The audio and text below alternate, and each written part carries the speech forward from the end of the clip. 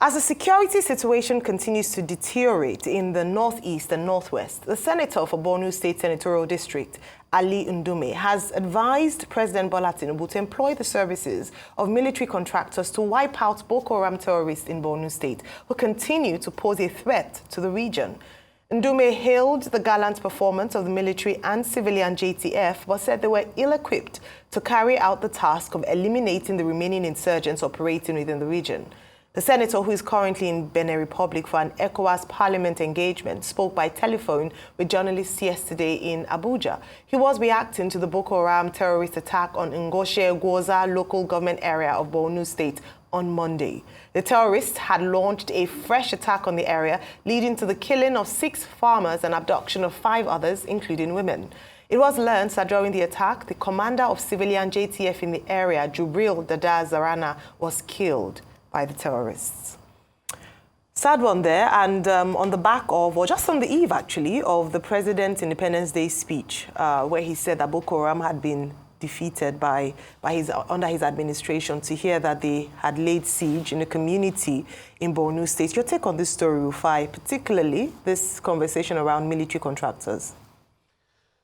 It's a very, very sensitive conversation when it comes to military contraction, and I'm very iffy about those requests. And I'll take you back to the Jonathan administration, where the use of military contractors were used to clear parts of Borno leading up to the elections, and President Jonathan then went into the battle zone with that military fatigue when they had declared some victory.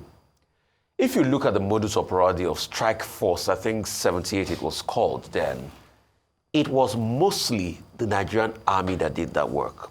Yes, led by the military contractors, which provided reconnaissance, we provided battle planning mechanisms and things like that. But mostly it was still us, our local artillery. In fact, in one of those operations that's greatly covered by the American media, Vice, it was part of the training they gave them was how to be able to fly the helicopters at a low altitude to be able to eliminate the bandits and shoot from the air. But it was majorly Nigerian security forces that did most of those jobs. But I give credit to all of those that have never been honored in that strike force that did that work. For all those Nigerian soldiers, I give you my salute. You are the real people that should get national honors, not some people out of the National Assembly screaming that they should have given their speaker CFR. I mean, they should have given their speaker GCO and not CFR. Those are not the ones doing the work. You are the ones fighting for this country. And that's why my point goes around. Why can't we get a mechanism to retool our Nigerian army and train them rather than getting mercenaries? Because if you get mercenaries in, it's still our troops on the ground the mercenaries are going to use. They're just going to provide better war expertise and war support for them. The question is, if Ali Ndume is saying they don't have enough artillery and all of that, why don't we buy it for them, get people in to train them and retune them?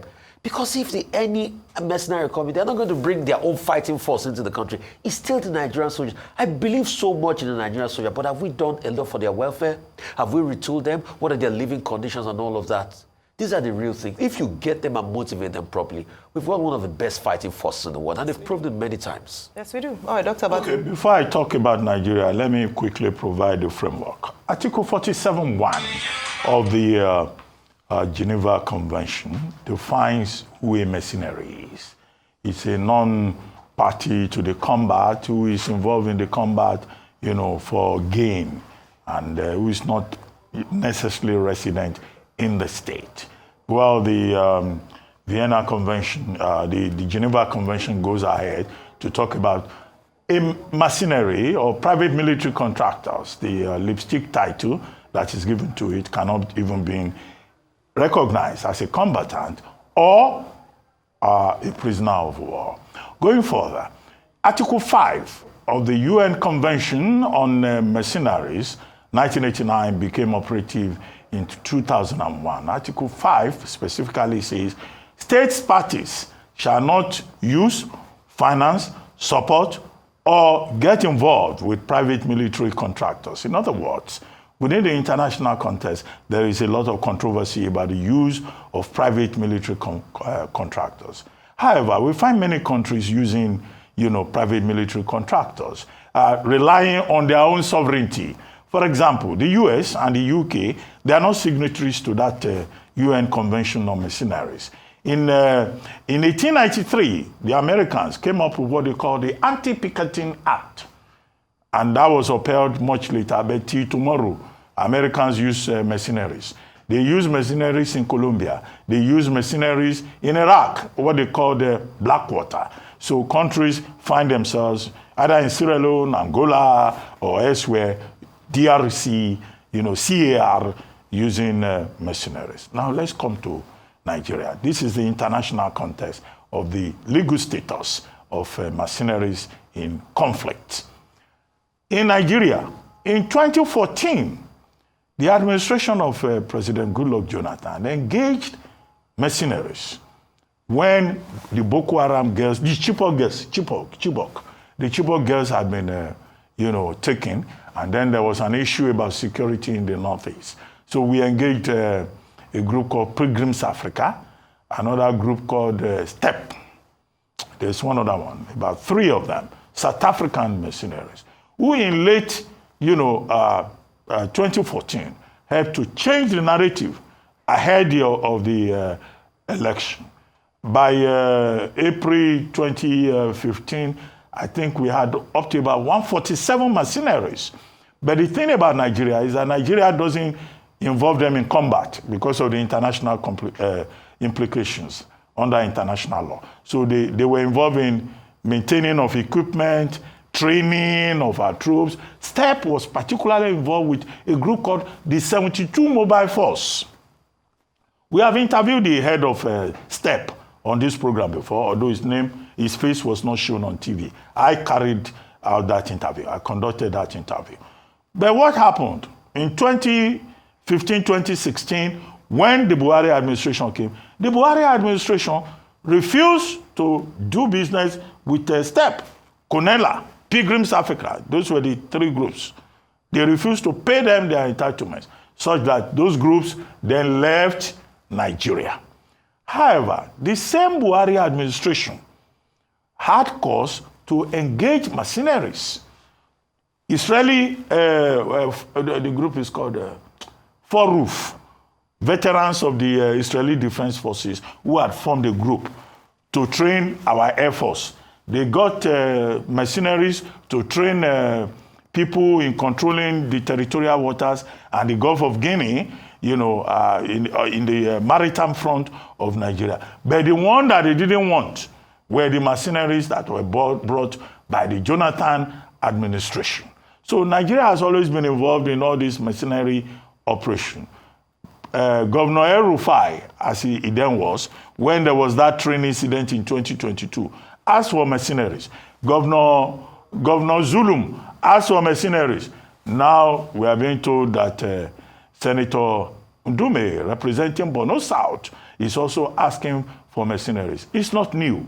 It's always been there. So it takes political will on the part of government to be able to do it. And also the Chief of Defense Staff to agree. Because General Lucky Rabo said, no, that would be a way of discrediting the Nigerian military. Yeah. Well, that was actually where I was going to start from, that in many countries around the world, including Western countries, the United States, United Kingdom, they have employed the use of mercenaries. And it's not, it's used to complement the efforts of their military. I'm sure a number of people would not argue with the strength of the American military and the spend in their budgets, the highest in the world. Well, in wars like Iraq, the war against Iraq and Afghanistan, they engaged the use of mercenaries. Now, what could be the advantage of that would be they provide expert knowledge or perhaps some particular skill sets that might not be found in the army of the country. So for instance, this talk around using technology to wage war against terrorism in Nigeria, that could be advantageous to us in terms of the use of mercenaries. Use of AI, being able to use equipment, the training that was talked about earlier on could then be used or be leverage. We can leverage the experience and the skills of competent mercenary to complement the efforts of the military. Again, it is the decision of the whoever is in leadership at the time. President Jonathan brought them in. President Buhari, as a matter of policy, didn't quite agree to using mercenaries, but then now with the situation on ground and the fact that years down the line, over 10 years down the line, we're still grappling with the challenges of terrorism, particularly with Boko Haram. Senator Ali Ndume, whose state, he's from Borno State, and the attack happened in the state on Monday, is now calling that perhaps it's time for us to reconsider using mercenaries and being able to manage that process. Now, if this will work, we must learn from what has the rules of engagement that has been used in other countries. Number one, there are usually issues around the legal framework for hiring them. One of the greatest risks of having mercenaries is that they lack the discipline that the military, your home military would have. For instance, they're a private military outfit. So many of them at any point can decide to exit or are not bound to remain in an area of conflict. Now, that you will not find in the military. They are there, their training means that it is up until the very end. The aim of the military is in war fighting is to ensure that they go in and hopefully come out victorious. So those are some of the issues or some of the challenges that have been seen in the past. But in terms of, can we leverage the expertise? Can we leverage some of the areas in terms of training? Perhaps so. Another point he mentioned, that Senator Ali Ndume, was also being able to draft more young people, more young Nigerians to the military that we are perhaps under, the hands are not enough. So 1 million Nigerian youths is his proposal. And maybe this is something to look into. Also, if we're going to bring in more people to the military, I'll end here, we must also look at the state of the military themselves, because sometimes what happens is that the reason why those private military outfits work better, in quotes, is that they're better, their welfare provision is better, they are better remunerated, and so it can demoralize the military on ground. So maybe both ways.